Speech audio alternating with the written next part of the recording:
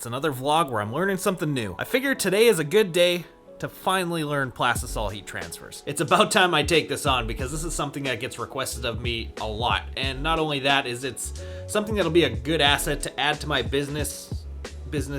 Obviously, this can be a product for my clients in the print shop because a lot more people have access to a heat press. And it's something that I can use for certain products in 38 Rideco, like printing on certain items that you wouldn't normally screen print. Like trucker hats, for example. There's one that's in my line that every time I stock it, it sells out super quick. It's a favorite by everybody. It's one of my favorites. I think it's probably the most comfortable hat I've ever put on in my entire life. So that hat is what we're gonna use to figure this out today. And yes, I'm well aware that there's those hat clamps that you can use to screen print hats with, but I don't know if you've ever seen one of those finished, but they look like total dog shit when they're done. I can't believe people actually buy those things. They're all super distorted and creased and they look terrible. Like, I don't know how anybody could do that and let that out of their shop. It's crazy to me. PLASTISOL heat transfers, however, when done right, look super pro on there and leave no evidence of printing behind whatsoever. So definitely the way to go. PLASTISOL transfers are also how I kind of got my start into all this stuff. It was after I got my first little heat press, which was the hat press.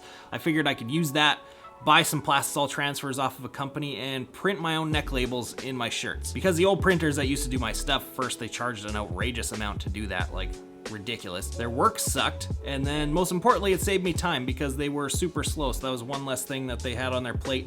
It meant the faster the clothes got here. Then down the road, I got my big heat press, which was capable of printing shirts, and then as people started asking me, like, can you make me shirts, or can you do this or that, I would buy PLASTISOL transfers, slap them on there, get them going. And then of course that eventually led to, well, this. But making these transfers is a whole different ballgame. God damn it, this camera is super heavy. There we go. The cure time and temperature to make the actual transfer itself is a fair bit different from what I understand than printing a t-shirt. And then after that's done, figuring out the proper time, pressure, and temperature on the heat press to get them to transfer properly and hold up over time. So we're starting from square one today. I did my usual 5 minutes worth of research before starting this, and we're just gonna figure it out. I'm doing a simple single color white print to figure this out with today. You guys will be able to follow along, see all the mistakes that I make, if any. Nah, that's getting too confident. I'm gonna make some mistakes. And of course, I'll share whatever I figured out along the way. All right, let's go.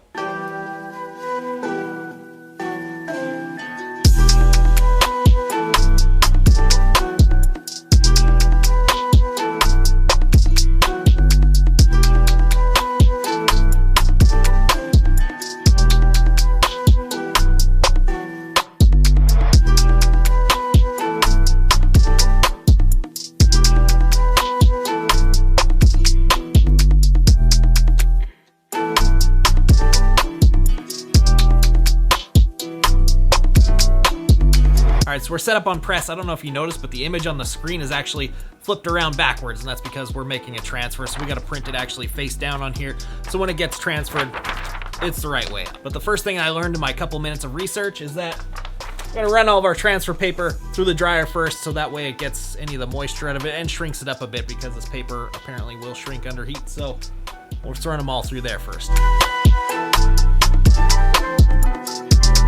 I'm also gonna drop my dryer temperature down, I don't know, just a little bit. Just because, from my understanding, you don't want to give these things the full beans cure, at least not until it's on a garment. Which makes total sense to me, because if it's fully cured at what PLASTISOL normally would cure at, it would be a lot harder to separate the paper from the print itself once it's on the shirt. So, from what I understand, you want to be around 280-ish. I'll be able to hit the first one with the heat gun and then get a much better idea after that. Next up, I got my adhesion powder for PLASTISOL transfers. I'm gonna set this up in some kind of Tupperware bin beside me, so when I pull them off the press, I can quickly just run it through there, stick it on the dryer, be good to go. I've seen a bunch of stuff where people are cheaping out and saying you don't need it, save yourself the money, whatever, but I can tell you from all the time that I spent applying transfers back when I used to do that, all the quality ones that I ever bought had adhesion powder on them. All the ones that sucked didn't, so we're using it.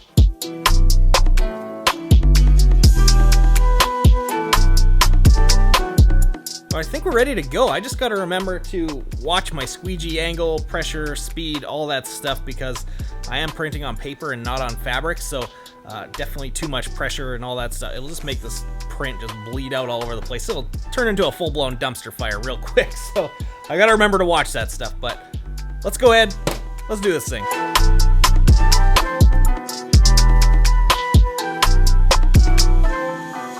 gonna be honest here, that first pass was perfect. That's actually kind of unbelievable. That makes me happy. But we're not out of the woods yet. These are primarily gonna be going on black and dark garments, which means they're gonna need a print flash print the same way a t-shirt would. So I'm gonna have to flash this thing, hit it again, and then run it through the dryer, and hopefully it all works out.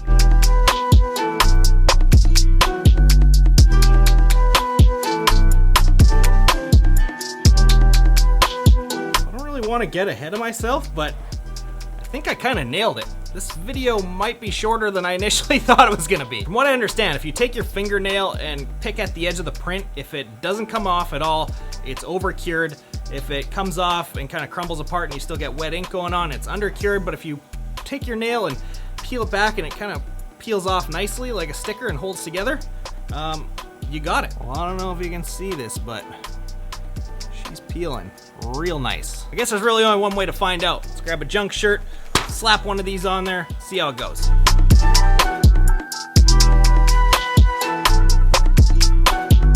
Well, for first try, it's pretty damn close. Most of it's stuck. Only like the really fine detail stuff looked like it kind of really didn't stick down too well, but I can just adjust heat press settings, I think, and get this dialed in a little bit more. Let's try one more with a little bit more time on it. There we go. That's stuck down. I think I went a little bit too long on it though. It looks like it kind of like really went into the fabric. I need to dial it back just a little bit. Nope, son of a bitch. I'm really close. The main parts of the image are working out fine. It's the really small detail stuff like these little streaks and the little dots and stuff. They're having a harder time sticking, so maybe I'm over cured a little bit. I'm gonna go and try and change some settings on the dryer, back some stuff down a little bit, make another sheet. Try that. I knew I spoke too soon.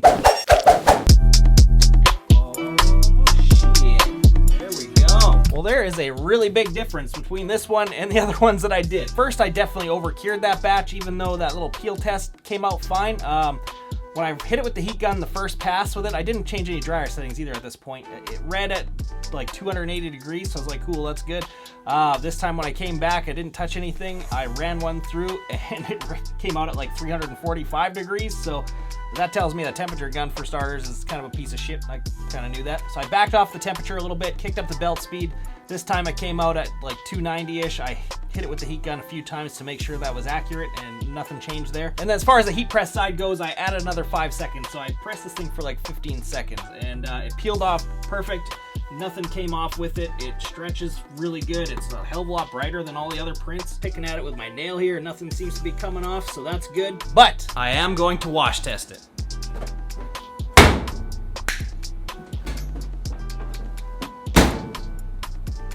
All right, well, it obviously wash tested.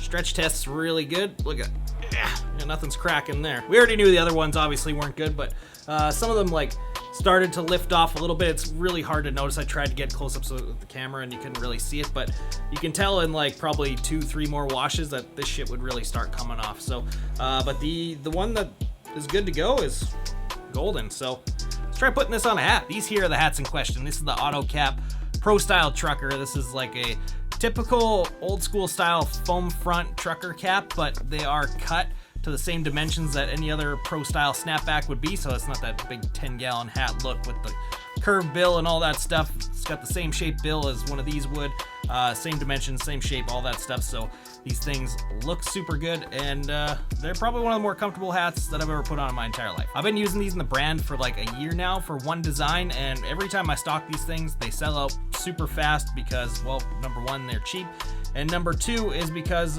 once people put them on their head, they agree with how comfortable these things are and they want another one, so they end up buying more than one. But I haven't stocked these things in a while because normally when I was printing these before, I was actually using heat transfer vinyl, and normally in like a premium type of brand like I have, I would say heat transfer vinyl literally has no place in it anywhere whatsoever. But foam front caps like this are definitely the exception, because embroidering these things actually looks really bad because it is that foam, so it kind of squishes and everything distorts, and you can see it from a mile away. It looks really bad.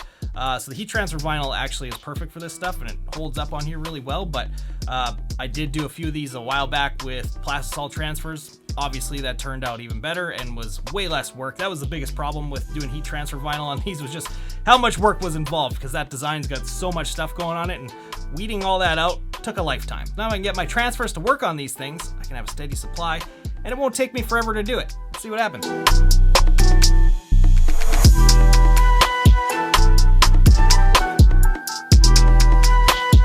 First one went okay, but it went a little too okay. This thing's definitely not going anywhere, I can tell you that, but I definitely went either too hot or for too long, because you can see it's really in the fabric, whereas we want it just to kind of stick and lay on top. So I'm gonna back down the time a little bit.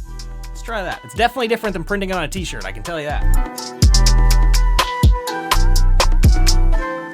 Well, I ran off a quick dozen of these things just to make sure that wasn't a fluke and to really dial in my settings, and yeah, man, we got it. Let's check them out.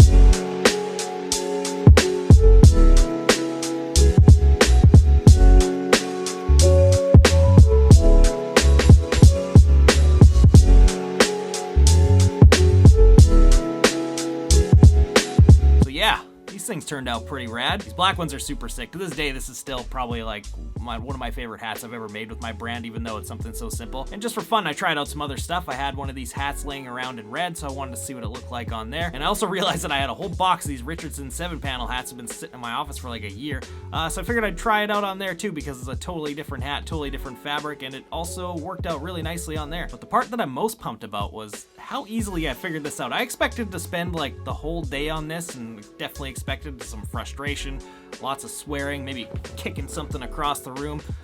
None of that happened. That's definitely the first time that I've jumped into something as like a first timer on this channel, and it went smoothly. Hopefully everything I do from this point forward goes that smooth. No, that's not gonna happen. Definitely stoked I figured this out and got like a solid baseline to work with. I definitely have to put some more time into it and like really nail it down so I can get everything like perfected, because that's just the way I do things. This is definitely good enough to start selling now, but I want to wait it out, like practice up for like a week or two and really kind of figure out some stuff before I put it out there to my customers so that it's perfect when it shows up on their doorstep. And of course I got to figure out the whole multicolor aspect to it, which should be relatively the same thing, but you never know. It could end up being a bit of a pain in my ass, so I don't want to say I've got this totally on lockdown until I've got a little bit more practice, and then I can claim it. But for now, the single color stuff, I'm taking that. And I didn't use anything special here today. That was standard white plastisol ink that you'd print on any shirt. Of course, there's the adhesion powder and the paper. That's really the only things outside of the screen printing norm that you would need,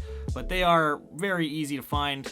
Tons of people have them. I'll link this stuff down in the description below for you guys to check it out, and hopefully start making some transfers of your own. And if you do, from what I gathered, 280 to 300 seem to be like the best cure time with the paper coming through the dryer. And then on the heat pressing side, that you're gonna kind of have to figure out. You're gonna have to do some testing of your own to really get that dialed in, because it's gonna vary from garment to garment, from ink to ink, print to print, whatever. It's all gonna be different across the board. Anyone who tells you this is the set time, this is the set temperature, this is the set pressure that you use to do this is completely full of shit. This was something that I already knew from like the thousands of garments that I used plastisol transfers on before I became a screen printer. But for instance, let's use the 3 different garments we printed today. The t-shirt, to get that ink to really lock down on there and be perfect, was about 360 degrees for 15 seconds at around a medium to high pressure. These trucker hats were 340 degrees at like a medium temperature for 10 to 11 seconds. And then those 2 other hats that I did were 350 degrees for like 16 seconds at a high pressure. So it's something you're gonna kind of have to figure out. You're gonna definitely need like a test garment or 2 laying around until you get your settings dialed in for that particular print, and then afterwards you can